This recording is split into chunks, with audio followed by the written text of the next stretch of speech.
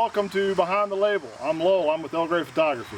And I'm Jerry with Stone Fences Tours. And where are we today, Jerry? We're in Lexington. We're in Lexington, Kentucky. Yes. So you're joining us for our fourth series? It's fourth series. Yes. Yeah. So this is fourth in the series. It is. So we're talking about the Pepper family, and we're sitting on a farm, actually, in front of a distiller's house of a old distillery that the Pepper family owned. Yeah. This house was built in 1880. This was the original distiller's house on what at that time was Silver Springs Distillery. Silver Springs Distillery, Yes. which later became.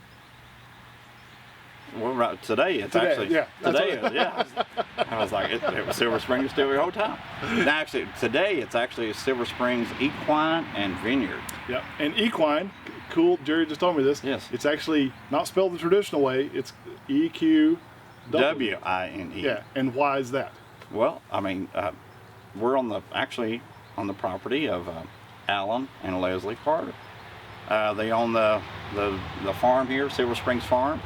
The house behind us, which was the distiller's house in the 1880s, is actually a B&B now. Right. They've got other buildings on the property, but they also have a vineyard where they're producing wine. They have some wine bottled. And hopefully we'll have some of that on our table. We'll hope to do an interview later with the owners. Yep. And hopefully get to showcase their wine a little bit. But that also shows why it's a W instead of a... Yes. Well, and also he has thoroughbreds. They have thoroughbreds here on the farm. I mean, it's kind of an all-purpose. I mean, anything you could dream of doing. I mean, own your own vineyard, own thoroughbreds. Yep. And now it's going to have a craft micro distillery. Future site of Silver Springs Distillery again. Right.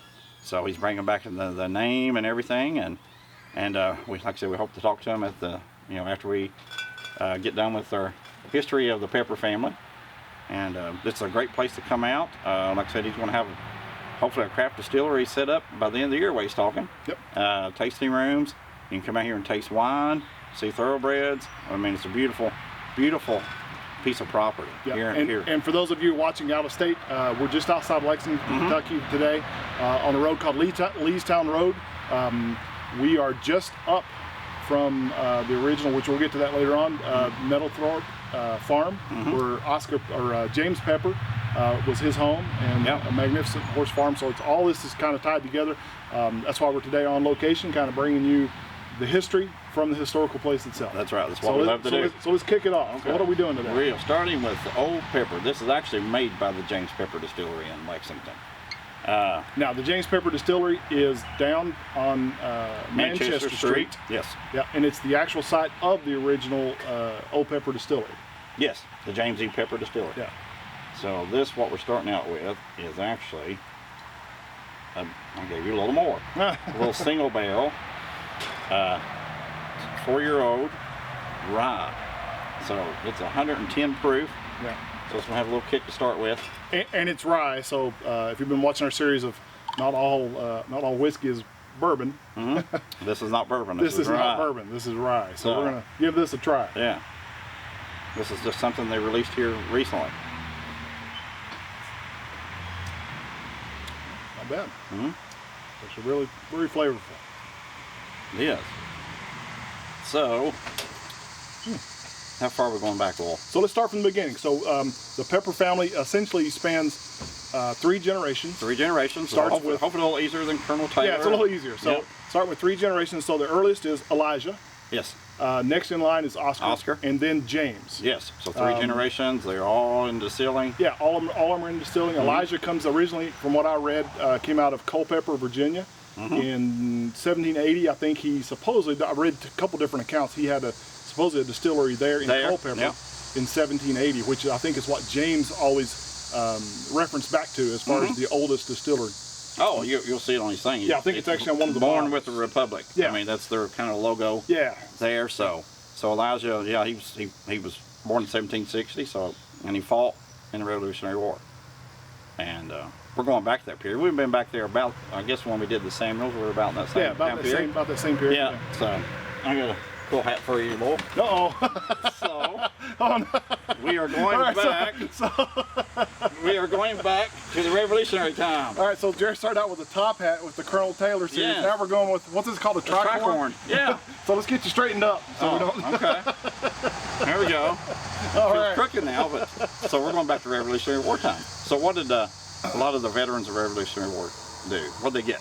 after A they lot of them got land grants, and a lot of them got land grants. What then was part of Virginia, still Virginia, which Kentucky is part of Kentucky Virginia. was, yeah. So originally, all of that was basically under royal control of the King of England. Basically, he lost control of that in the Revolutionary War, and so now they have this massive amount of land, rolling pastures and great farmland and forests that they kind of doled out to all the soldiers, especially the more prominent soldiers in the Revolutionary War. So Yeah. I'm not sure how much he got, but. Well, I mean, I'm not sure his original location. I know how much he purchased in his second location, but I mean, so you're talking about, like I said, he fought in the Revolutionary War. That's about the same time people were coming into Kentucky, 1770s or early for settling Kentucky. There've been people before that, but to settle Kentucky, you're talking about that time period, the 1770s. So he, he actually, came here and actually settled in Woodford County. In 1790. Yeah, we're actually from a location we've been before, which is Glens Creek. Isn't that where he? No, he actually settled behind the Woodford County Courthouse. Oh, okay. Well, that makes sense then. Okay. Yeah. So he settled. Yeah, I was thinking. Actually, okay, I'm getting him and Oscar. Mixed up. Yeah, he actually settled in Versailles, what is Versailles now, with his brother-in-law John O'Bannon and his wife Sarah. They moved to Woodford County. And they started a distillery right behind where the courthouse sits today. Yeah, there was in a spring Big Spring Park. Yeah. It's called Big Spring. There's actually a park there today. Spring's still there. It comes out from underneath the courthouse. Actually, there's a cave underneath the courthouse. The spring starts there. So he actually set up then, in the 1797 was about the period that they started distilling there. Now, was this a commercial distillery, or was this sort of he and his brother-in-law got together and said, "Hey, let's make some whiskey and kind of sell it to the It was a little farmers"? bigger than what we think of as a farm, farm distillery. A little bigger than that, but it wasn't like a large commercial distillery at the time. So at this point, you basically have a Revolutionary War vet, must have been relatively well off to have both gotten a land grant. He was had to be relatively prominent for that, plus to have the capital to kind of start up a moderate-sized distillery. Well, he was evidently pretty wealthy because during the Whiskey Rebellion, he actually paid his taxes. Oh, I didn't read that part. No, I tried to research him a little bit. I didn't read that part. Yeah, he actually had enough money to pay his taxes, so he was one of the ones that actually paid it. Well, there you go. So, I mean, he was doing pretty good, I believe, at the time. Yeah. So, what do you think? I'm liking it, yeah, especially for a rye. Again, I'm kind of not a huge rye person, but this is actually really good for a rye. Yeah, it's got a little heat, like I said, single barrel, 110 proof, starting out a little high.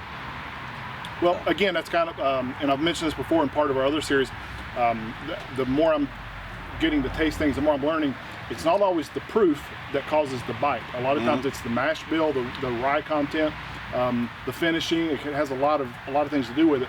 And the reason I say that, for instance, we tried some like OCB5. We tried some other brands that are up in the 125, even up in the 130s, that are actually pretty smooth, but have a huge, really high alcohol content. Yeah. Also, there's some of the, lower proof, higher rye whiskeys that really give you that kind of bite. So, if you're just kind of getting into it like I am, don't get confused with the rye content versus the alcohol content. So, yeah. So I say that to basically don't be afraid of trying, for instance, a barrel proof bourbon that's really nice, because it doesn't necessarily.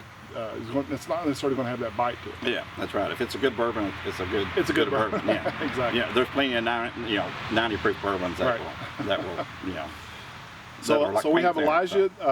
Basically, he and his brother-in-law John built the first distillery right behind the courthouse of spring that's coming out of the Woodford County Courthouse. How long does that last? Lasts to about 1812, and John goes out on his own. Or not John, Elijah goes out on his own.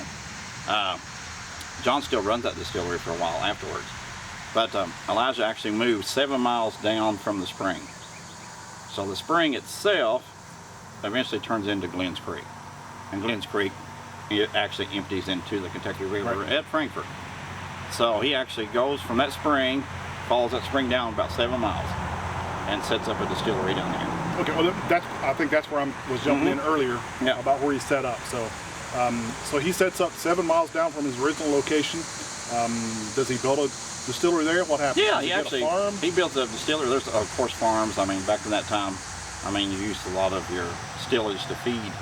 You had self-made food right there for hogs or cows or anything like that. So he actually had 350 acres where he built his first distillery, and he actually built a cabin that still sits on the hillside today.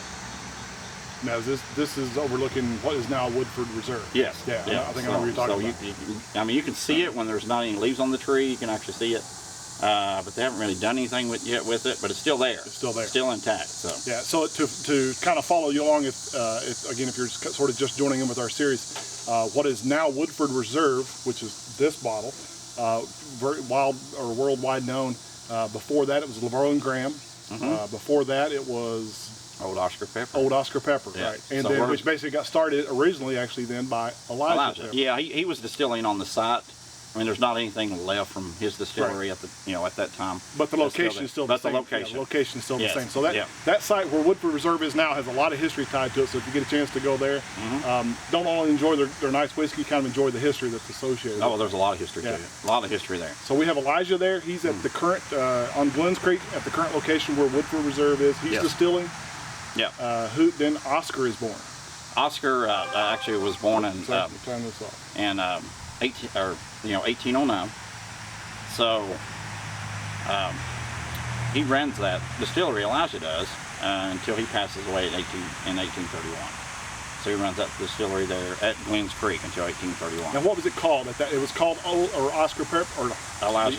It would have been Elijah Pepper. Craig, yeah. Okay. Or Elijah Pepper, and so he runs that until 1831, and he passes away.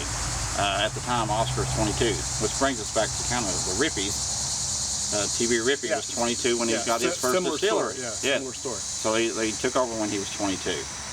So that's the start of the Elijah Pepper or Oscar Pepper era in the bourbon history. And there's a lot about him that we could talk about, and we will do that. We'll do that on the next one. Next Stay episode. tuned.